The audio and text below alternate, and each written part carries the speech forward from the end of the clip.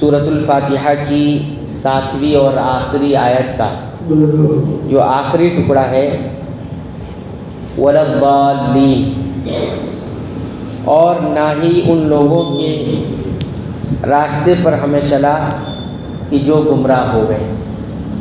الضالین کن لوگوں کو کہا جاتا ہے وہ آج ہم سمجھنے کی کوشش کریں گے۔ اہل علم نے بتایا کہ ضالین کہتے ہیں ہر اس شخص کو جو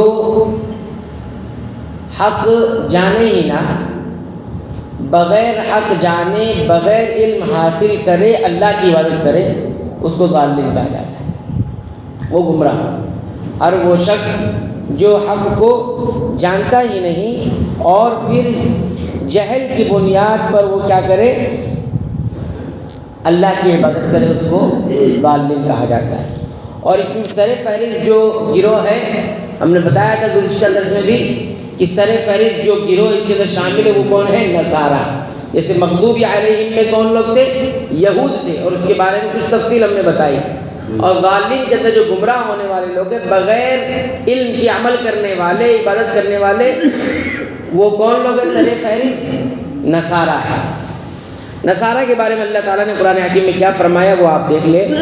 سورہ الحدید کی آیت نمبر 27 سے اللہ فرماتے ہیں ثم قفینا علی آثارہم برسلنا، ان کے بعد پھر بھی ہم اپنے رسولوں کو پے در پہ بھیجتے رہے، مسلسل بھیجتے رہے۔ وقفینا بعیسی ابن مریم، اور ان کے بعد عیسیٰ ابن مریم کو بھیجا، عیسیٰ ابن مریم کو ہم نے بھیجا۔ وآتیناہ الانجیل، اور ہم نے انہیں انجیل عطا فرمائی، بطور کتاب انہیں انجیل عطا فرمائی۔ اس کے بعد کیا ہوا؟ وجعلنا فی قلوب الذین اتبعوہ رأفۃ ورحمہ، اور ہم نے ان کے ماننے والوں کے دلوں میں شفقت اور رحم پیدا کر دیا۔ اور اس کے بعد فرمایا وَرَهْبَانِيَّةً ابْتَدَعُوهَا مَا كَتَبْنَا عَلَيْهِمْ، ہاں رہبانیت یعنی ترک دنیا چھوڑ دینا تو ان لوگوں نے از خود ایجاد کر لی تھی، انہوں نے خود یہ رہبانیت اختیار کر لی تھی اور اسے ایجاد کر لی تھی۔ مَا كَتَبْنَاهَا عَلَيْهِمْ، ہم نے ان پر اسے واجب نہیں کیا تھا، اس رہبانیت کو کہ دنیا چھوڑ کر جا کر عبادت گھروں میں ہی اپنے آپ کو قید کر لو یا جنگل صحرا میں جا کر وہی رہنے لگ جاؤ، یہ ہم نے انہیں نہیں کہا تھا، ان پر یہ چیز واجب نہیں کی تھی۔ الا ابتغاء رضوان اللہ، ہاں البتہ ہم نے ان پر جو واجب کیا تھا وہ کیا؟ اللہ کی رضا ہی تھی۔ فما رعوها حق رعایتها، لیکن انہوں نے کیا کیا؟ اس کی پوری رعایت نہ کی۔ فآتینا الذین آمنوا منہم اجرہم وکثیر منہم فاسقون، پھر بھی ہم نے ان میں سے جو ایمان لائے انہیں ان کا اجر دیا اور ان میں زیادہ تر لوگ نافرمان ہیں۔ دیکھیے اس آیت کریمہ سے کئی ایک بات معلوم ہوتی ہے۔ پہلی بات تو یہ بات بتائی گئی ہے کہ عیسیٰ ابن مریم کو جو فالو کرنے والے اور ان کی جو اتباع کرنے والے جو لوگ تھے، ان کے دل میں اللہ تعالیٰ نے رأفت یعنی محبت و شفقت ڈالی۔ اور اس کا مطلب یہ ہے کہ حضرت عیسیٰ علیہ السلام کے جو پیروکار تھے، خاص طور پر حواری جن کو کہا جسے رسول اکرم صلی اللہ علیہ وسلم کے ماننے والوں میں سب سے پہلے کون تھے؟ صحابہ تھے، جو آپ کے ساتھ رہے، آپ کا ساتھ دیا۔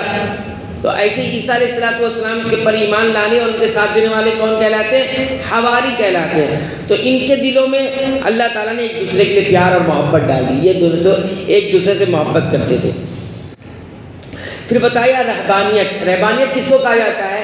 رہبانیت کہا جاتا ہے کہ انسان جو ہے دنیا کو چھوڑ دے، دنیا کو چھوڑ دے یعنی دنیا سے کوئی رشتہ ناتا نہیں رکھے اور کسی جنگل یا صحرا میں جا کر اللہ کی عبادت کرنے لگے۔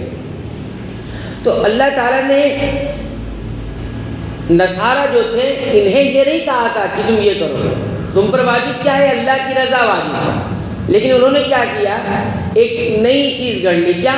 اللہ کی عبادت کرنا ہے تو دنیا چھوڑ کر وہ اپنی اپنی عبادت گاہوں میں اپنے آپ کو قید کر لیا، یا کچھ صحرا چلے گئے یا کچھ جنگل چلے گئے، اور وہاں جانے کے بعد وہ اللہ کی عبادت کرنے لگے۔ تو یہ جو عبادت کا طریقہ ان کا تھا یہ علم کی بنیاد پر نہیں تھا، علم کی بنیاد پر نہیں، علم کی بنیاد پر ہوتا تو اس طرح نہیں ہوتا۔ تو یہی بتایا گیا کہ اس کا پس منظر یہ ہے کہ حضرت عیسیٰ علیہ السلام کے بعد ایسے بادشاہ بھی آئے کہ جنہوں نے تورات اور انجیل میں تبدیلی کر دی، تورات اور انجیل میں تبدیلی کی، صحیح علم کو انہوں نے چھپایا۔ ہاں، لیکن جب یہ بات سامنے آئی تو بہت سارے لوگوں نے اس کو قبول نہیں کیا۔ اب قبول نہیں کیا تو ظاہر سی بات ہے، بادشاہ جب اس میں تبدیلی کر کے ایک نئی چیز لے کر آئے اور انہوں نے قبول نہیں کیا تو ظاہر سی بات ہے اب خطرہ لاحق ہوا انہیں۔ خطرہ کیا ہوا کہ اب بادشاہ ہمیں سزا دے گا۔ تو معنی اس کا یہ ہوا کہ وہ لوگ بادشاہوں کے ڈر سے کوئی پہاڑوں میں چلا گیا، کوئی غاروں میں چلا گیا، اس طرح جا کے وہاں پناہ لینے لگے۔ تو یہ آغاز تھا رہبانیت کا، حالانکہ اس میں نیت کیا تھی؟ ٹھیک تھی نیت اس وقت، کیونکہ وہاں پر وہ مجبور تھے، اگر رکتے تو بادشاہ ظلم کرتا، تو رکنے سے اچھا وہ نکل گئے۔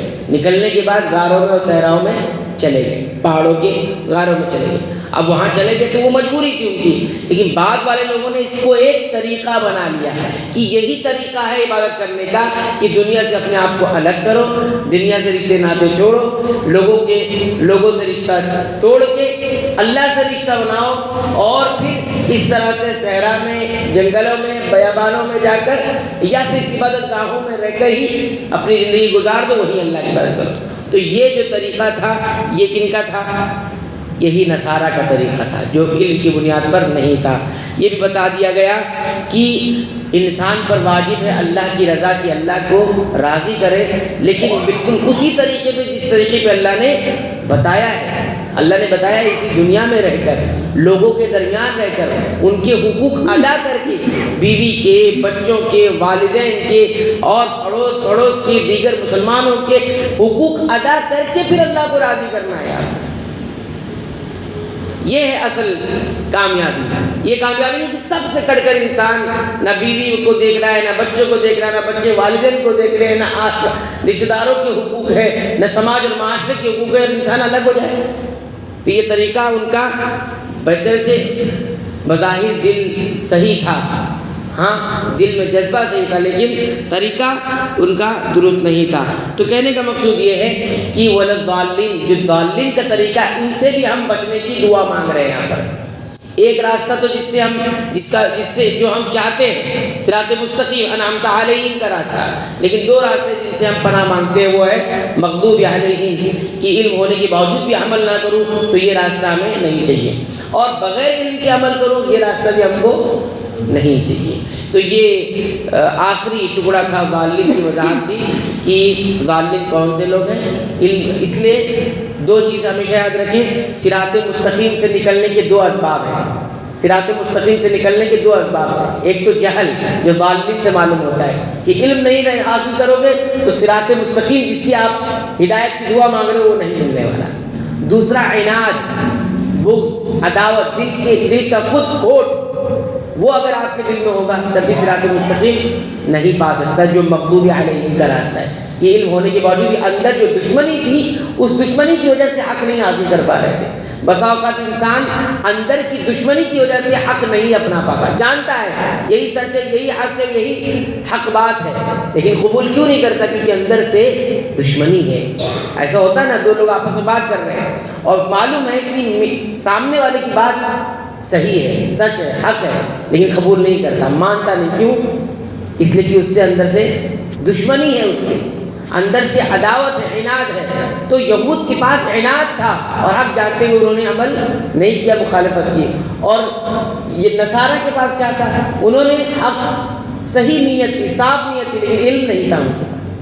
تو یہ دونوں راستے صراط مستقیم سے دو اسباب ہیں، جہل اور عناد، جو صراط مستقیم سے انسان کو دور کر دیتے۔ تو عناد بھی اپنے اندر سے صاف ہونا چاہیے، اور جہل یعنی لا علمی بھی نہیں ہونا چاہیے۔ علم کی بنیاد پر ہی صراط مستقیم ملے گا، اور دل کی صفائی کی بنیاد پر ہی صراط مستقیم یعنی سیدھا راستہ ملے گا۔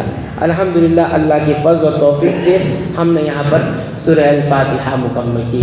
اللہ تعالیٰ سے ہم دعا کرتے ہیں کہ رب العالمین تمام دروس میں اگر کوئی غلطی، کوئی کمی، کوئی نقص رہ گیا اور رب العالمین میرے نفس اور شیطان کی جانب سے ہوگا، رب العالمین تو اسے معاف فرما دے، درگزر فرما دے، اور جتنی باتیں حق اور کتاب و سنت کے مطابق رب العالمین ان تمام باتوں کو ہمارے حق میں قبول فرما لے، ہمارے لیے اسے ذخیرہ آخرت بنا دے، اور ان تمام باتوں پر ہمیں غور کر کے اس کے مطابق عمل کی توفیق عنایت فرما۔